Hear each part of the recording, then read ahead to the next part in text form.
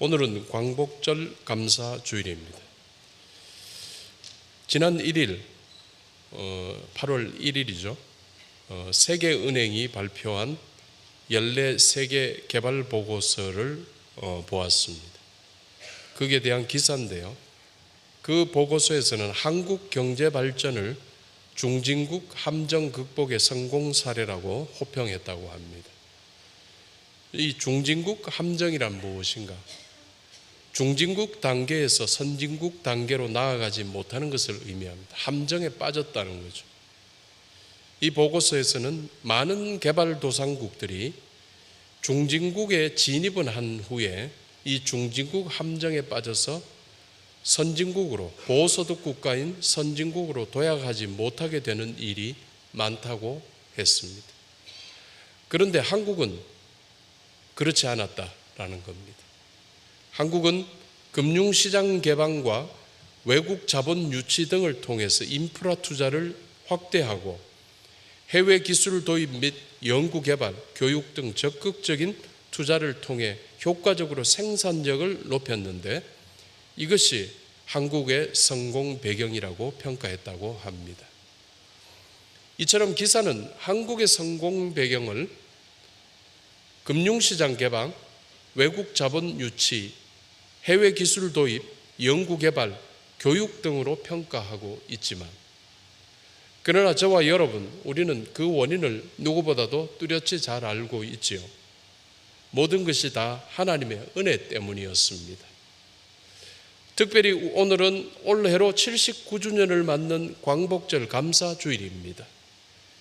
지금 우리나라가 전 세계에 주목받는 선진 국가가 됨이 다 하나님의 은혜였듯이 우리나라의 광복도 다 하나님의 은혜였음이 분명합니다.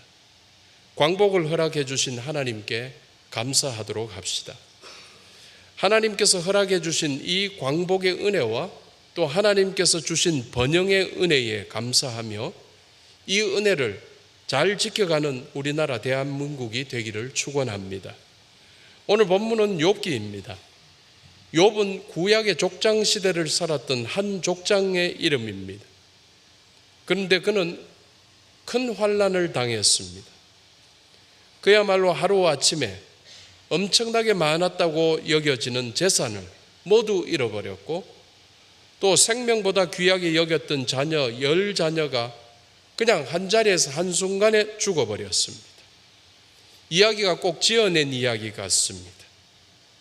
그러나 이 큰 비극이 바로 그의 인생사, 그의 삶에서 그대로 벌어졌던 일이었습니다.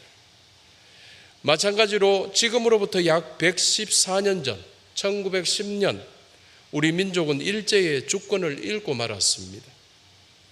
역사상 외세의 침범을 참 많이도 당한 우리 민족이었는데 그래도 그 전까지는 그래도 늘 극복하고 민족의 혈통을 이어왔었는데 그런데 114년 전에 당시 백성된 우리 선조들이 어찌 반대해 볼 겨를도 없이 정치적 계략과 조약 등을 통해서 나라의 주권이 일순간에 일제에 그냥 넘어가 버렸습니다.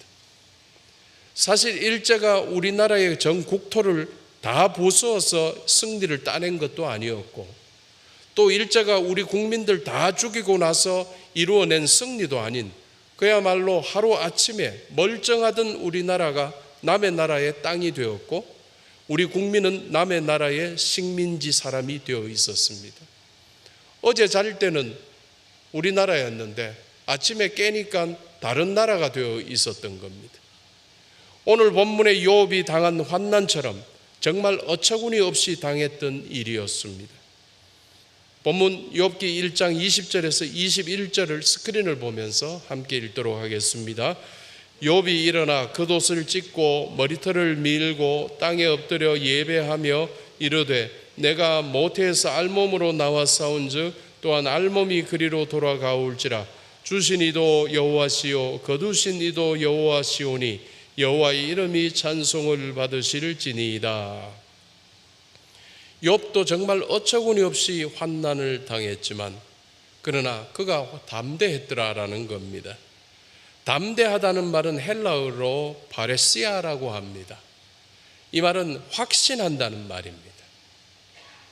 그래서 욥이 담대했다는 것은 꾸며낸 듯한 이 비극적인 상황을 뛰어넘어서 하나님에 대한 흔들리지 않은 확신이 있었다는 겁니다.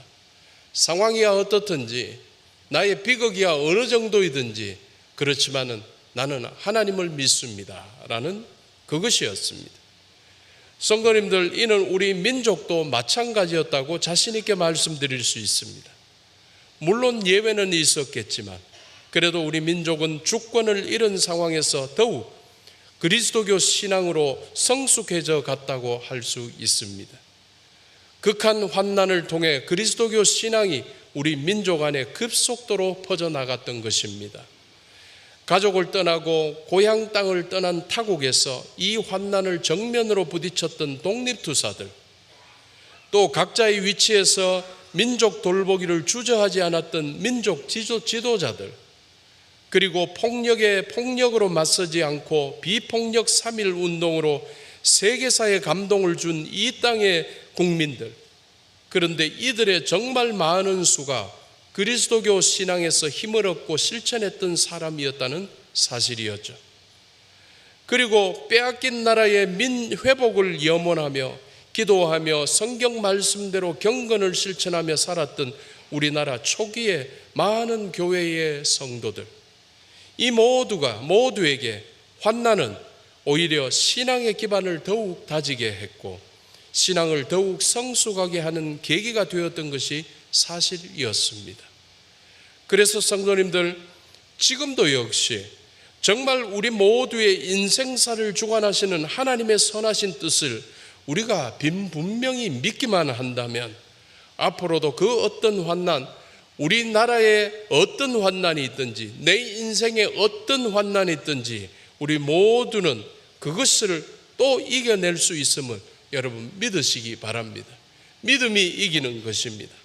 욥기 42장 1절에서 5절 말씀 우리 함께 읽겠습니다.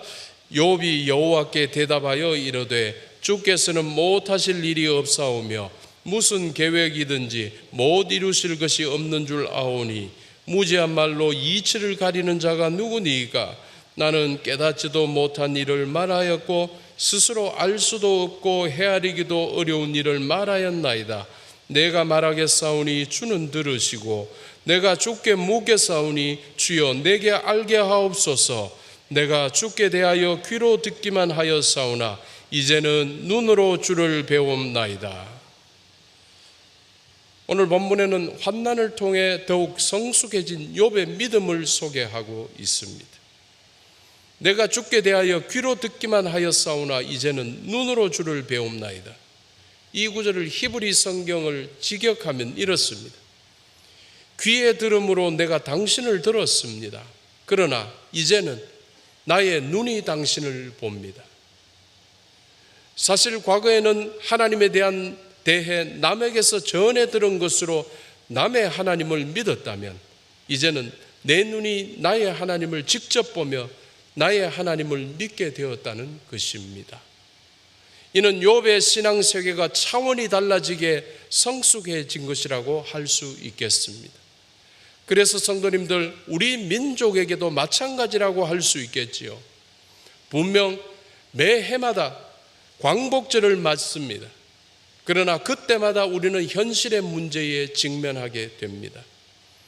그것은 우리가 다시 과거로 회귀하느냐 아니면 미래로 나아가느냐의 문제입니다. 늘 매해 그렇습니다. 여러분, 농공행상이라는 말을 아시지요? 공적의 크고 작음을 따져서 그에 알맞은 상을 준다는 뜻입니다. 선조들의 항일 업적들을 꼭 밝히고 보상해 주는 일을 잊지 말아야 할 것입니다. 또 친일 행각의 진실을 밝히는 일에도 게을러서는 안 되겠지만, 그런데 이 모든 일들을 적절히 하고 너무 집착해서는 안 된다는 사실입니다. 그런데 상을 주고 벌을 주고 하는 이 모든 일들은 솔직히 과거에 매여 있는 일이라 할 수 있죠. 그러면 우리 민족이 살아갈 길, 우리 민족이 전진할 미래로 나아가는 일은 무엇이라고 해야 할까?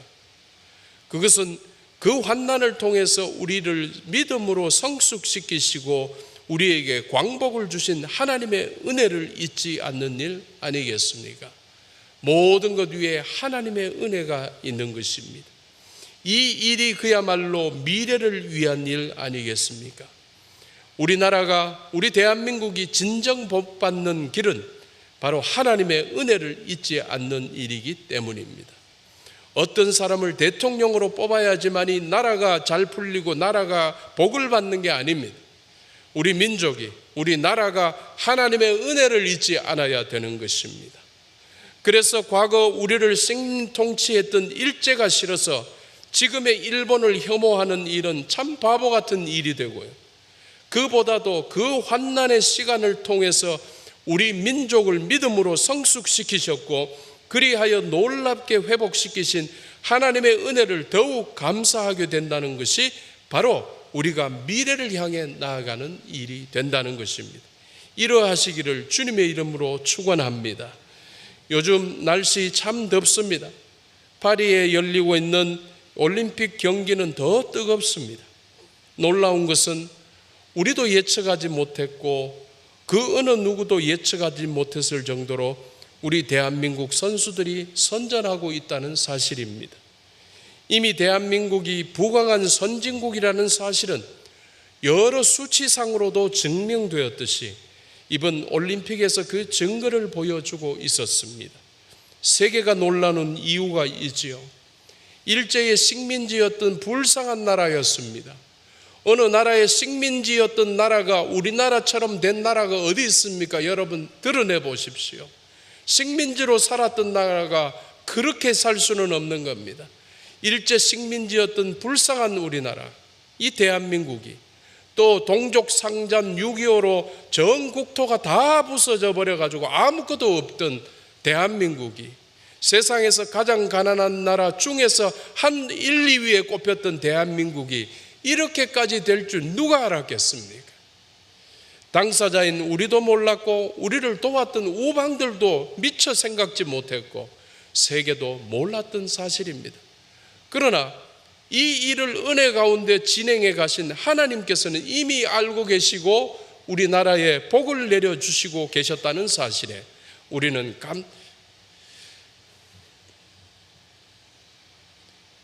감사할 수밖에 없습니다.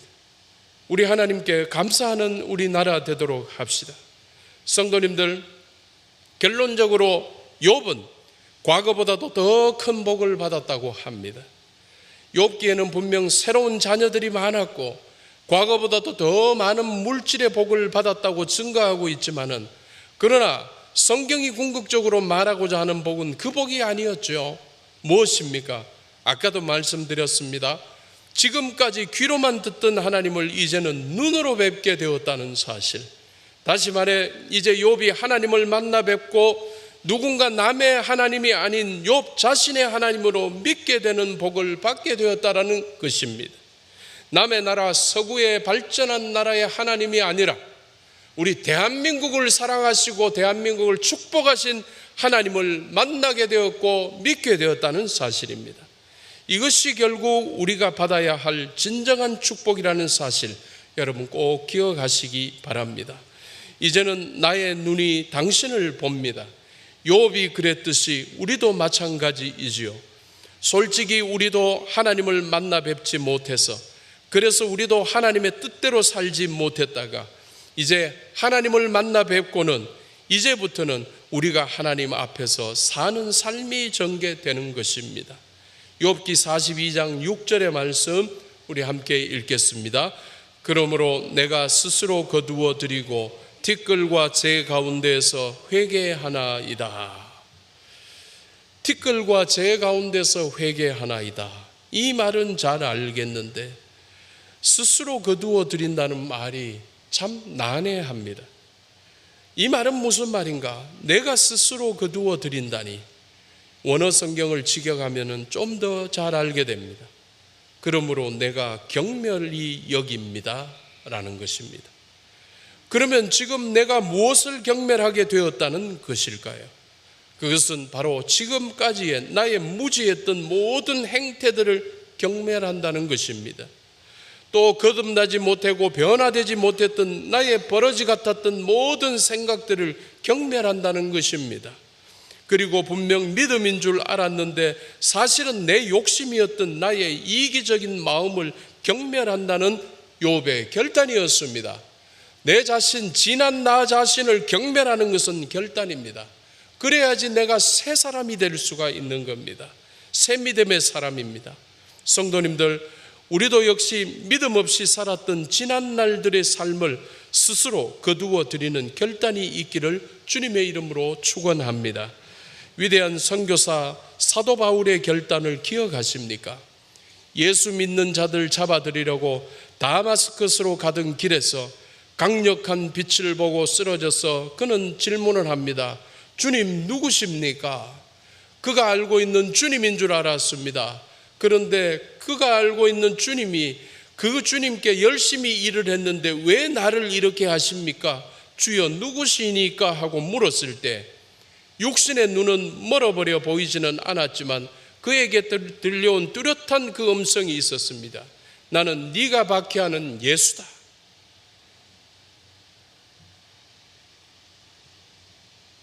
그날 이후로 그의 영의 눈이 열리고 그의 과거는 완전히 사라지게 됩니다. 자랑스러웠던 것 같은 과거, 정말 놓치기 싫었던 과거, 그리고 꼭 붙잡고 싶었던 그의 자랑들, 모든 것들을 다 버리게 됩니다.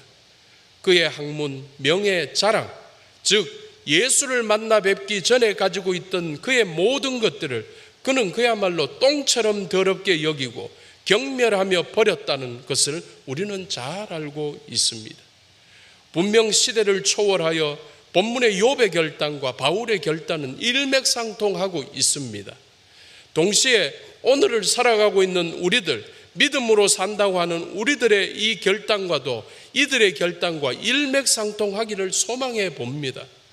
그래서 티끌과 제 가운데서 지난 날을 회개하는 마음, 분명 우리의 힘으로가 아니라 하나님의 은혜로 이루어진 모든 일들에 감사를 잊지 않기를 주님의 이름으로 축원합니다. 사랑하는 성도 여러분, 그런데 한편 지금 우리의 현실은 어떻습니까? 우리나라의 현실은 어떻습니까?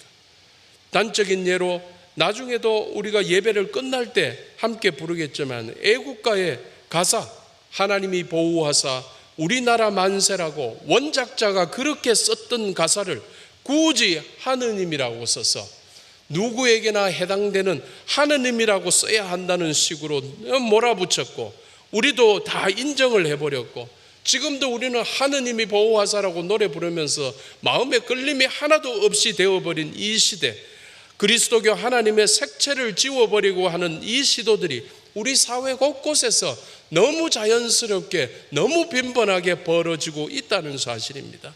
또 국가 정치, 국가 정책에서도 그렇습니다. 특별히 동성애에 대해서 관대할 것을 요구합니다. 마치 소수 약자에 대한 배려심 깊은 지성처럼 보이게 하는 방송, 언론을 통하여서 동성애 관련 찬성 법안을 합법화시키고 그래서 창조 질서를 위배하려고 하고 있습니다. 선을 넘으려고 하고 있습니다. 하나님이 그어놓으신 선을 넘으면 그 민족은 망합니다. 이 짓은 한마디로 바보짓이고 국가의 미래를 복받지 못할 미래로 만들 뿐입니다. 사람의 은혜를 잊어도 장래가 꼬인다고 하는데 하물며 하나님의 은혜를 잊어버리고자 하는 민족에게 무슨 미래가 있을 수 있겠습니까? 우리나라는 OECD 국가 중에서 가장 먼저 사라질 국가라고 예언되고 있습니다. 인구가 소멸되고 있기 때문입니다. 여러 사회 환경의 위기 때문에 저출산, 저출생의 현상이 우리나라에 급격하게 아주 대두되고 있기 때문입니다. 그런데 여러 가지 모든 위기를 뛰어넘는 하나님을 바라보고 하나님께 감사하고 생육하고 번성하라는 최초의 명령, 궁극적인 이 명령을 우리 사회가, 교회가, 그리스도인들이 이행하고 있지 않기 때문입니다.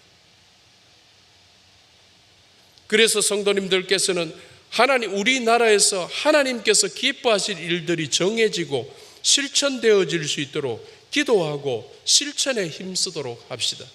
그게 이 때를 살아가고 있는 그리스도인들의 이 때를 위함이 아닌지 누가 알겠습니까?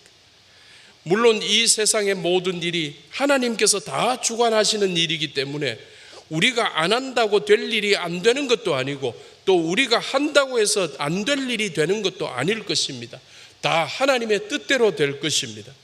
그러나 너희는 기도하라라고 하신 명령대로 우리는 우리 사는 세상이 하나님의 말씀에 합당하게 사는 세상이 되기를 위해서 더욱 열심히 기도하며 그리스도인으로 살아야 될 줄 믿습니다. 적어도 우리를 구원해 주신 은혜, 우리 나라를 광복시켜 주신 은혜, 우리 나라를 번영케 해 주신 은혜는 잊지 말고 살아야 하지 않겠습니까? 그래서 성도님들, 회개하는 영혼으로 하나님 만나 뵙기를 축원합니다. 또한 우리 대한민국 정말 하나님께 감사하는 복음의 나라로 살아가게 되기를 주님의 이름으로 축원합니다. 기도하겠습니다.